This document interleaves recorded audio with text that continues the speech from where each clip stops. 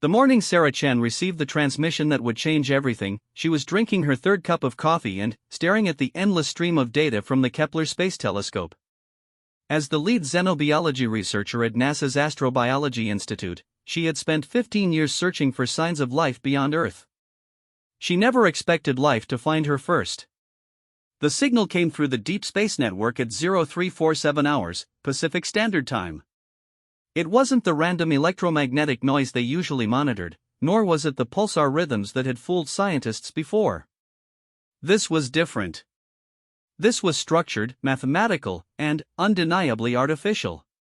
Sarah's hands trembled as she isolated the frequency. The pattern repeated every 4.7 seconds, a complex sequence of prime numbers followed by what appeared to be star charts. She called her supervisor, Dr. Martinez, who arrived at the facility within 20 minutes, his hair still disheveled from sleep.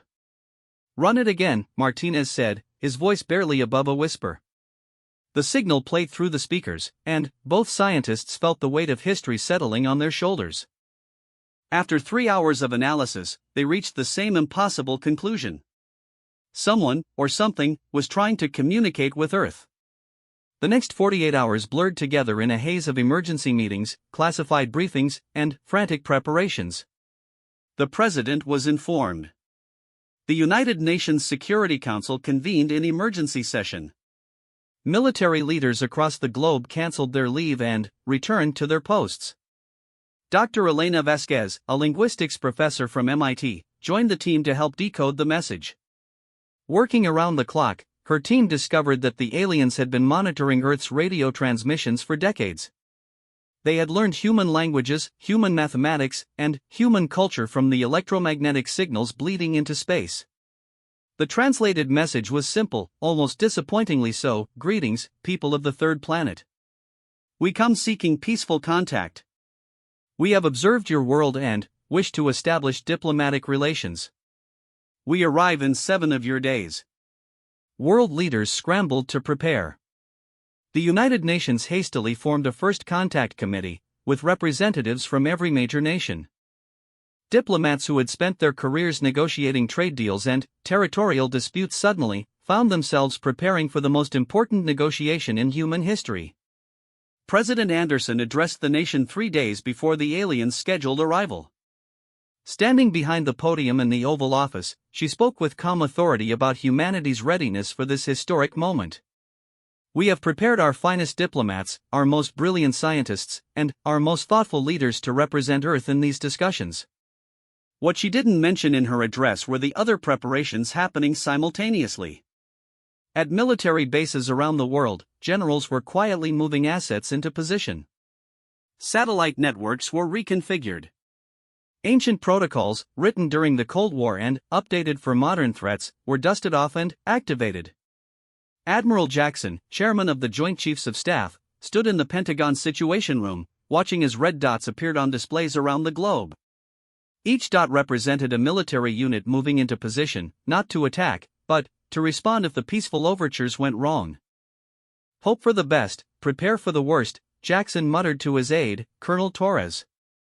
"It's served us well so far." Dr. Chen found herself appointed as the scientific liaison for the First Contact Committee. As she packed her belongings for the emergency relocation to Geneva, she reflected on humanity's nature. They were a species that had survived ice ages, plagues, and their own tendency toward self-destruction. They had built magnificent cities and terrible weapons, composed beautiful music and waged devastating wars.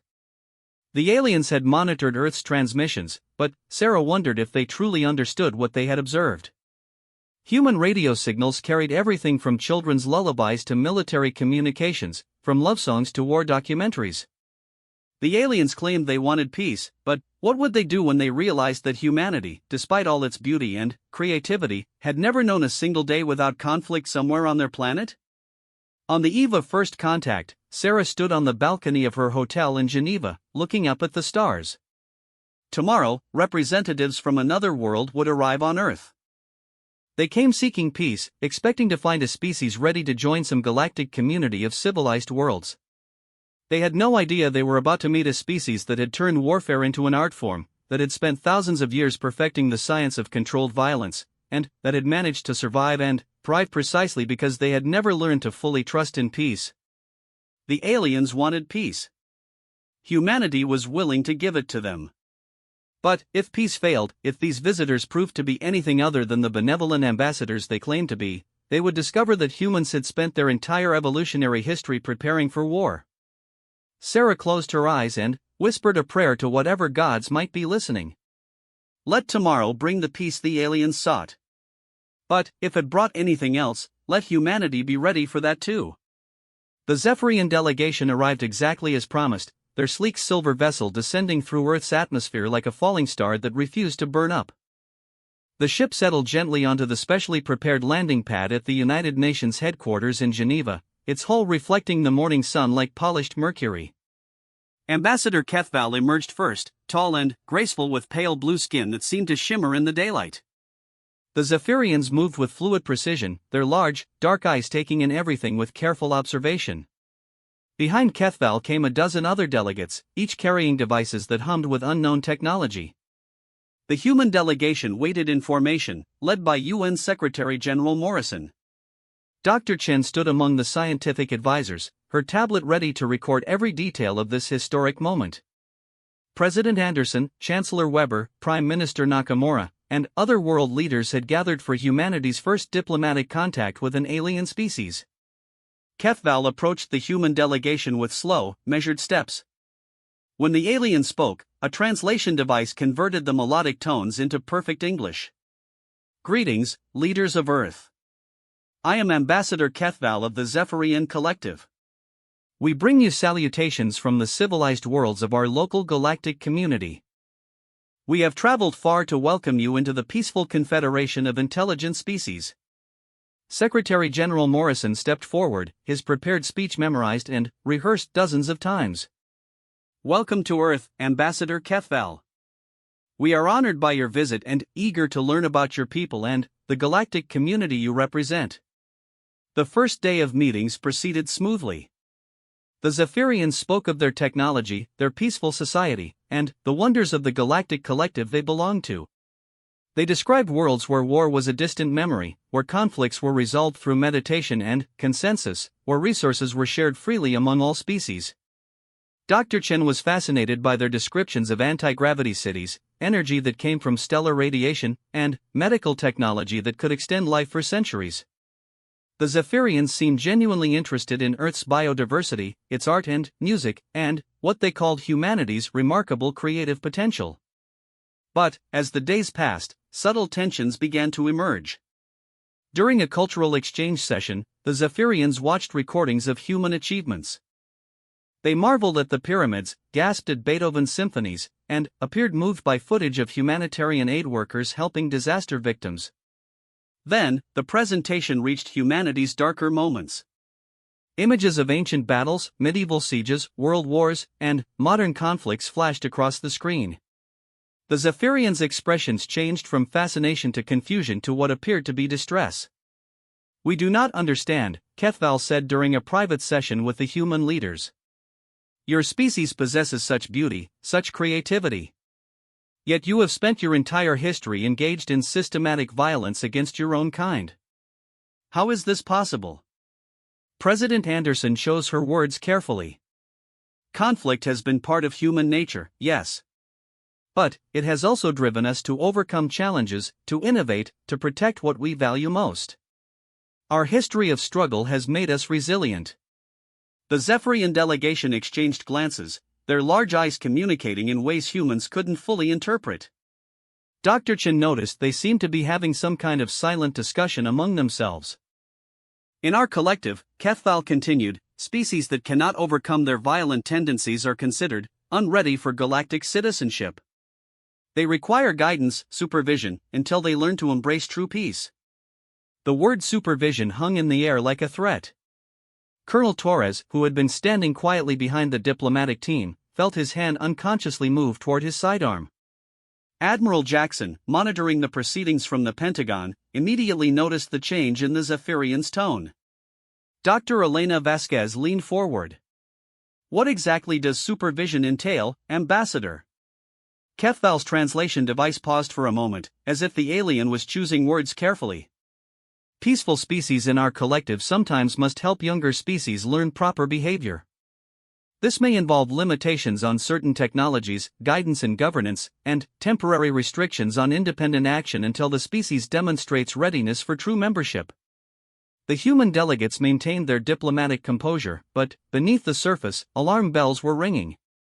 Dr. Chen felt her heart rate increase as she realized the implications. The Zephyrians weren't offering partnership, they were offering subjugation disguised as mentorship. That evening, emergency meetings convened in secured facilities around the globe. Military leaders who had been quietly positioning assets since the aliens' arrival received new orders. The peaceful first contact scenario was still in effect, but contingency plans were being activated. In Geneva, President Anderson met privately with her security team. They've been monitoring our transmissions for decades. Do we have any idea what else they might know about our capabilities? Colonel Torres consulted his briefing materials.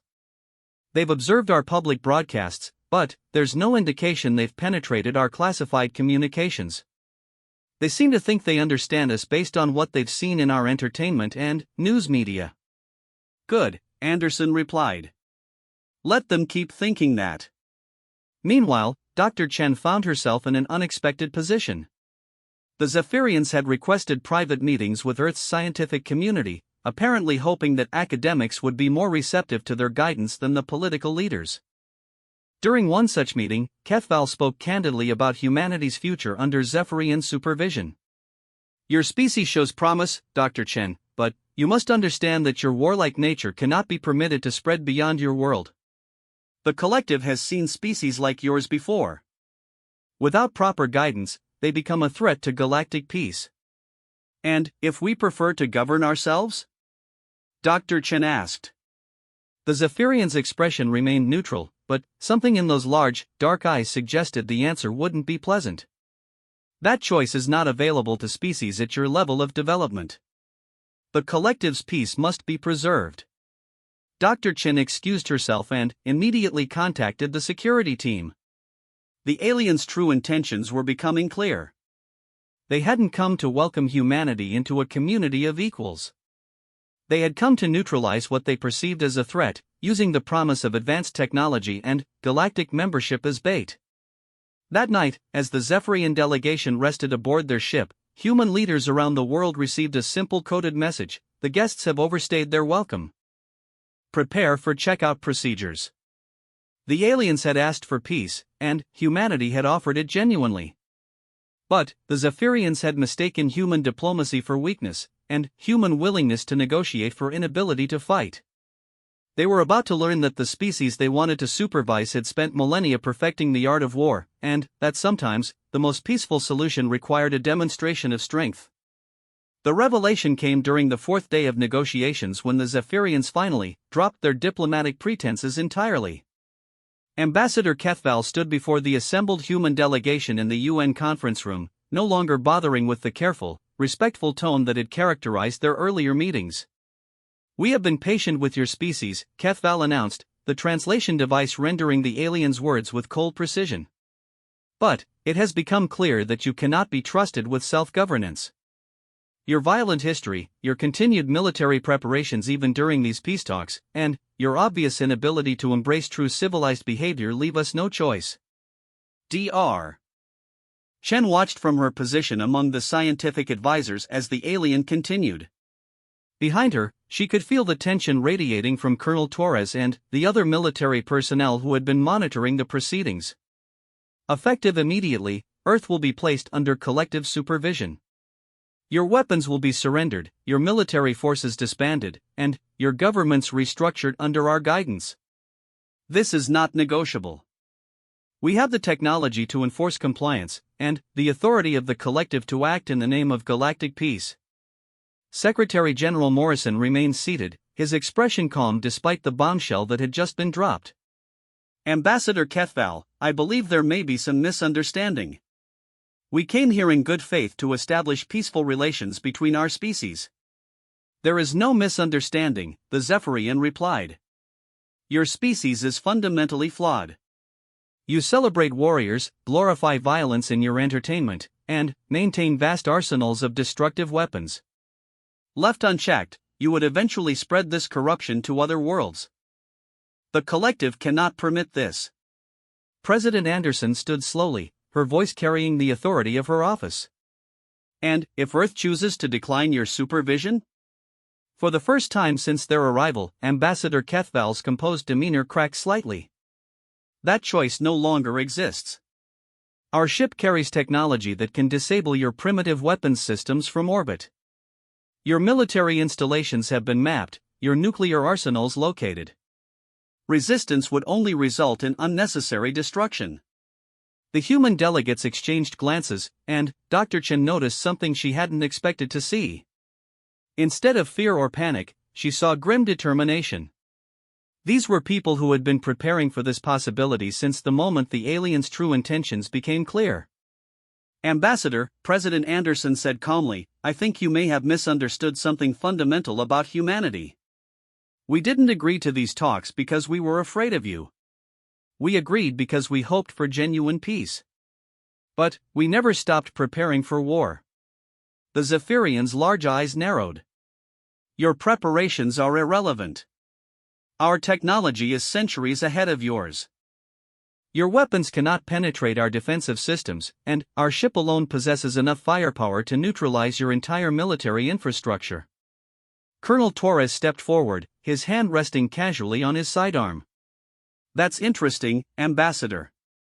Tell me, in all your monitoring of our transmissions, did you happen to catch any of our military communications? Your primitive radio signals are easily intercepted, Kethval replied dismissively. Radio signals, yes, Torres said with a slight smile. But, you see, we stopped using radio for sensitive military communications about 50 years ago. You've been listening to the communications equivalent of our entertainment broadcasts. You have no idea what our actual military capabilities are. Dr. Chen watched as the Zephyrians began to look uncomfortable for the first time since their arrival. Kethval's companions were murmuring among themselves in their melodic language, their translation devices apparently turned off. President Anderson activated a small device in her hand, and, suddenly, the conference room was filled with new voices. Admiral Jackson appeared on the main screen from the Pentagon, along with military leaders from Russia, China, the UK, and other nations. Ambassador Kethval, Admiral Jackson said from the screen, while you've been explaining galactic peace to our diplomats, we've been demonstrating human preparedness to our military allies. Right now, your ship is being painted by targeting systems from 17 different nations. Each system uses technology that your sensors can't detect because it operates on principles your species apparently never developed. The Zephyrian delegation turned toward their ship, visible through the conference room's windows. What they saw made their skin shift to a deeper shade of blue. Dozens of small, sleek aircraft had surrounded their vessel, hovering silently in the air around it. The craft were like nothing in their database of human technology. Impossible, Kethval whispered. Your species hasn't developed anti-gravity propulsion. You're right, President Anderson replied. We developed something better. Those are classified stealth drones powered by compact fusion reactors. They've been there since your second day on Earth, waiting for orders. Each one carries enough firepower to punch through your ship's hull. Dr. Chen realized that while the aliens had been monitoring humanity's public transmissions, they had completely missed the species' greatest strength, their ability to innovate under pressure. The Zephyrians had expected to find a primitive world armed with chemical rockets and nuclear weapons. Instead, they had walked into a carefully prepared trap designed by a species that had never stopped preparing for conflict. But, more importantly, Colonel Torres added, producing a small handheld device that beeped ominously, we've had teams analyzing your technology since you landed. Turns out, your ship's defenses are designed to counter energy weapons and kinetic projectiles. They're not designed to handle close-range electromagnetic pulse devices specifically calibrated to disrupt your particular type of technology. The device in Torres' hand was one of dozens distributed among the human delegation. Each one could disable the Zephyrian ship's systems from inside the conference room. Ambassador Kethval's composure finally cracked completely. This is madness. The collective will send a fleet to enforce compliance. You cannot resist the combined might of a dozen advanced species. Maybe not, Admiral Jackson replied from the screen. But here's what your collective apparently doesn't understand about humans. We've spent our entire history fighting opponents who were bigger, stronger, and better equipped than we were. We've survived ice ages, plagues, asteroid impacts, and our own tendency to blow things up. We've learned to win wars against impossible odds because the alternative was extinction. President Anderson stepped closer to the alien ambassador. You wanted to study our violent nature, Kethval. Well, here's your lesson. Humans don't fight because we're savage. We fight because we're survivors. And the most important thing we've learned about survival is this: if someone threatens your family, your home, or your freedom, you make sure they regret it. The conference room fell silent except for the soft humming of the devices surrounding the alien ship. The Zephyrians found themselves in a position they had never experienced before, outgunned by a species they had dismissed as primitive. Dr. Chen felt a strange mix of pride and sadness as she watched the aliens' confident superiority crumble. They had come expecting to find a world of naive primitives ready to accept guidance. Instead, they had encountered a species that had turned paranoia into an art form and preparation into a science. So here's what's going to happen, President Anderson continued. You're going to return to your collective and give them a message from humanity. Earth is interested in peaceful contact, trade, and cultural exchange with any species willing to treat us as equals. But any attempt to supervise, control, or subjugate humanity will be met with the full weight of our military capability. She paused, letting the words sink in before delivering the final blow. And, Ambassador, make sure your collective understands this: you've only seen what we were willing to show you. The real question you should be asking yourselves is what we didn't show you. The truth was, the Zephyrians had made the classic mistake of preparing for the war they expected rather than the war they faced. They had assumed that a violent species would be crude and direct in their approach to conflict. They had never considered that the same creativity that produced art and music could also produce weapons and tactics beyond their comprehension. Humanity had asked for peace, and meant it. But they had also prepared for war, and were very, very good at it. The Zephyrian ship lifted off from Earth's surface 12 hours later, its hull scarred by electromagnetic interference that had scrambled their navigation systems for exactly 37 minutes, long enough to demonstrate that humanity could have destroyed them if they had chosen to do so. Ambassador Kethval had spent those final hours in a secured conference room with human leaders, receiving a thorough education in what they had missed during their decades of monitoring Earth's transmissions. Dr. Chen had been present for most of these discussions, watching as the aliens' understanding of humanity shifted from contemptuous superiority to grudging respect, and, finally, to something approaching fear. You must understand, Kethval had said during those final hours, the collective has never encountered a species quite like yours. Most intelligent species develop either advanced technology or advanced warfare capability.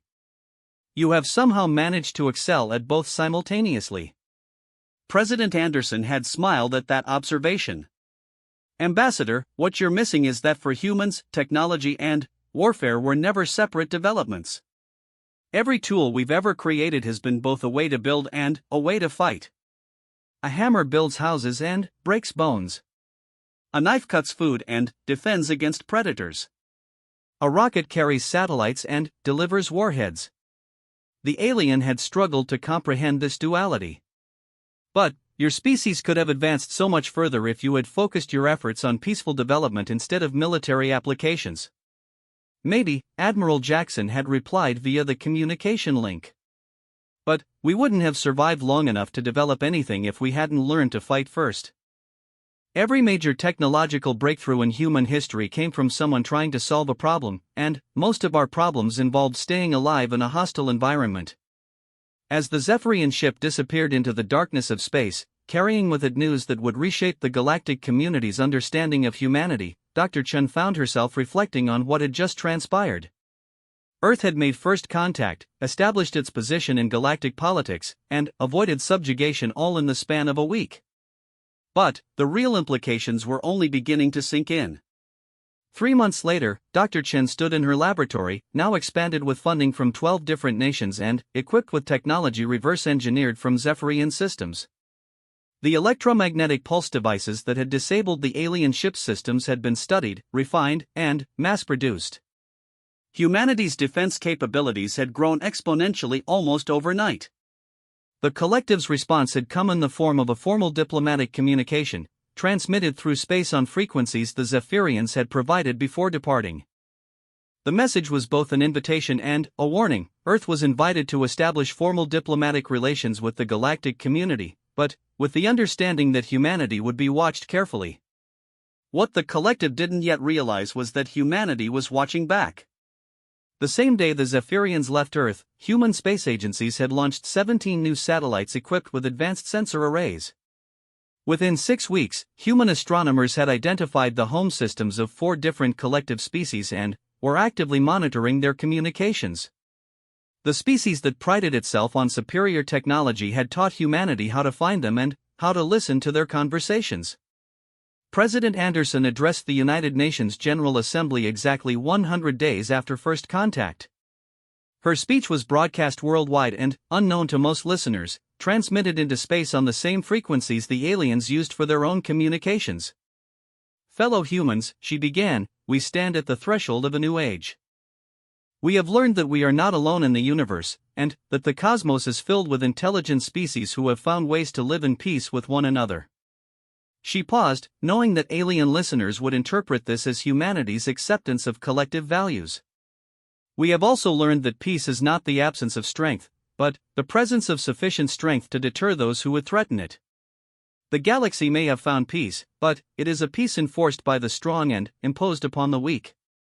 Humanity rejects this model. Dr. Chen watched the speech from her laboratory, surrounded by new technologies that had emerged from the crisis. Fusion reactors that could power cities.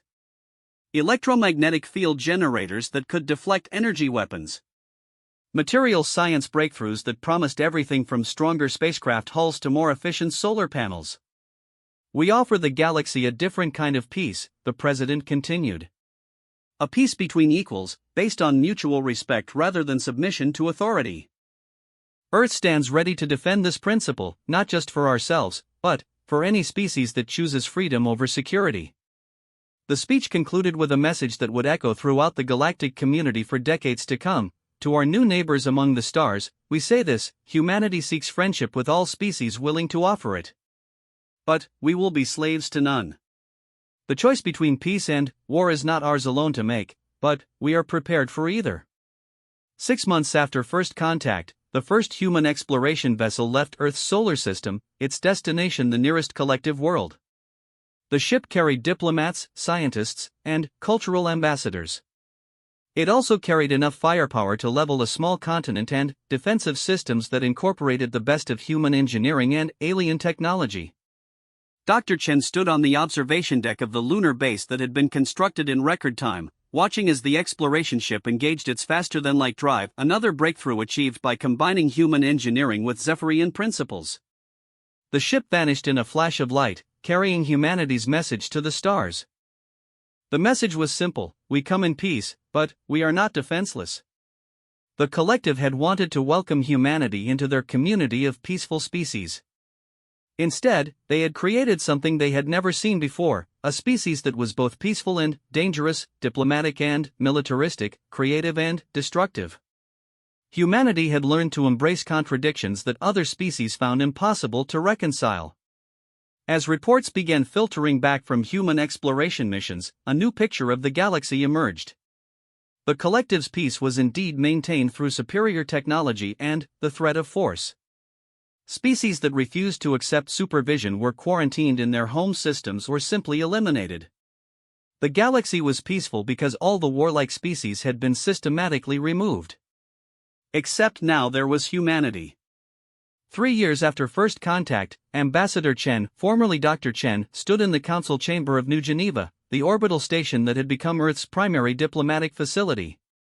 Representatives from 17 different species sat around a circular table, negotiating the terms of what historians would later call the Free Species Accord. The agreement was simple in concept but revolutionary in practice. any species that chose independence over collective membership could request protection under human guarantee. In exchange, these species would contribute to a mutual defense alliance that could stand against collective enforcement actions. The galaxy had indeed asked for peace, and humanity had agreed to provide it. But the peace humanity offered was different from what the collective had imposed. It was a peace where strength served freedom rather than suppressing it, where diversity was celebrated rather than eliminated, and where the choice between independence and security belonged to each species rather than to a distant council of self-appointed guardians. The Zephyrians had been right about one thing: humanity was unlike any species the galaxy had encountered before. They had just been wrong about whether that was a problem to be solved or an opportunity to be embraced.